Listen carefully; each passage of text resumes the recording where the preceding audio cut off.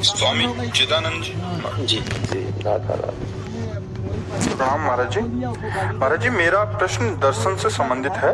भगवान महाविष्णु के अवतार परम ऋषि कपिल द्वारा वर्णित सांख्य दर्शन तथा उन्हीं भगवान के अवतार द्वारा वर्णित वेदांत ब्रह्म सूत्र में भेद क्यों, तथा उन्हीं भगवान के उपासकों में इतना मतभेद का कारण क्या है? इसका समाधान। देखो, बात यह है कि भगवान ने अलग अलग स्वभाव की रचना की है। वो 3 गुणों से बनता है, सतोगुण, रजोगुण, तमोगुण से। जो कारण शरीर की रचना है वो 3 गुणों से बनते हैं, उसी के स्वभाव के अनुसार। अब जैसे वो ज्ञान प्रधान, विवेक प्रधान, बुद्धि प्रधान है, वो तर्क बहुत करेगा, उसकी तार्किक प्रवृत्ति है। तो वेदांत का हो, बहुत दौड़ो, ये नहीं, ये नहीं, ये नहीं, दौड़ो बुद्धि। दौड़ते दौड़ते दौड़ते दौड़ते जब हार जाती है तो गुरु शरण में हो जाती बुद्धि। अब आप बोलो, तो महावाक्य जो गुरुदेव देते हैं ना, विचार्यताम, आदि गुरु भगवान शंकराचार्य, महावाक्यार्थस्य विचार्यताम। वो जो उस विचार में डूबा और तन्मयता हुई गुरु प्रसाद से, तो उसी तत्व को प्राप्त हो जाता है।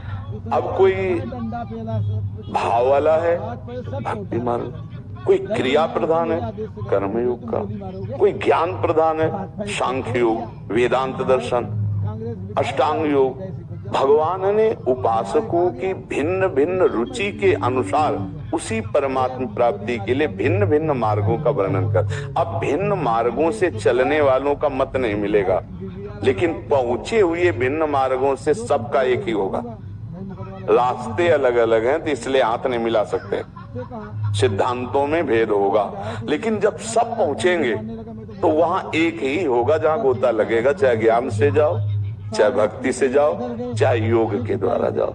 समाधि में संकल्प रहित होकर उसी परमात्म चिंतन में डूब गया, चित्त वृत्ति का निरोध करते हुए असंप्रज्ञात विचक्षणा समाधि, संकल्प विकल्प रहित परमात्मा स्वरूप में ज्ञान के द्वारा तीनों शरीरों का बाध करके चित्त वृत्ति का चिंतन रहित होकर अपने स्वरूप में अपने आप से अपने आप में स्थित हो गया।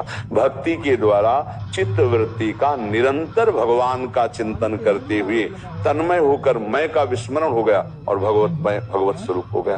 बचता एक ही है। पूरा सवाल लगता है सांख्य योग से, वेदांत दर्शन से, अष्टांग योग से, कर्म योग से, भक्ति योग से। तो सवाल का हल जब निकलता है तो एक बचता है। देखो, जैसे भक्ति का, ब्रह्म नहीं, माया नहीं, नहीं जीव नहीं काल, अपनी सुधिना रही एक रहे हो नंदलाल। केवल श्याम, मैं श्याम सुंदर का भजन करता हूं, ऐसा भक्त का स्थिति नहीं होती। मैं का विस्मरण केवल श्याम सुंदर, मन बुद्धि प्राण चित्त अहम सब कृष्णाकार, मैं का विस्मरण।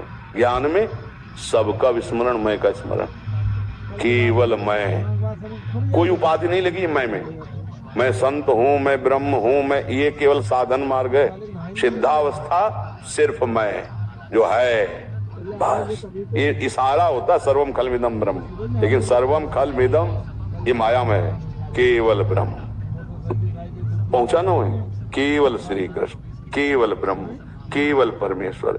योगी जिसे परमेश्वर कहते हैं, ज्ञानी जिसे ब्रह्म कहते हैं, भक्त जिसे भगवान कहते हैं, प्रेमी जन जिसे प्रीतम कहते हैं, वो एक ही तत्व है। मार्ग उसके भगवान ने अलग अलग रचे, क्योंकि भगवान ने अलग अलग स्वभाव की रचना की है, अलग अलग स्थिति। मार्ग वालों में अंतराय होगा, स्थिति में अंतराय नहीं होगा। आप चाहे ज्ञान की स्थिति को देखो, चाहे योगी की स्थिति को देखो, और चाहे प्रेम की स्थिति को देखो, एक ही होगी।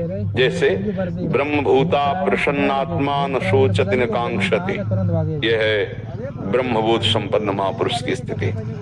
कोई सोच नहीं, कोई इच्छा नहीं, पूर्ण अपने में। ब्रह्मभूता प्रसन्नात्मा न शोचति न कांक्षते, समा सर्वेषु भूतेषु मद भक्तिम लभते पराम। मेरी पराभक्ति का लाभ क्या हुआ?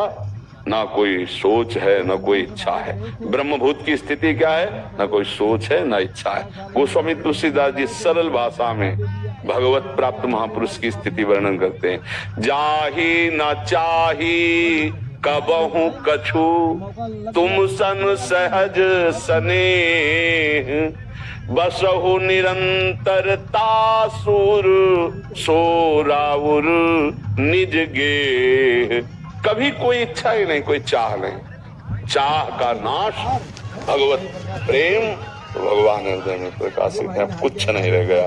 मन भगवान, बुद्धि भगवान, चित्त भगवान, अहम भगवान, सब वासुदेवा सर्वम, सब कुछ भगवत स्वरूप। एक बचता है, सवाल हल एक। सवाल हल करने के तरीके बहुत है, लेकिन हल होने पर एक ही बचेगा, और जहां एक बचता है वही पूर्णता होती है। समझ पा रहे? साधकों में मतभेद होगा, सिद्धों में नहीं।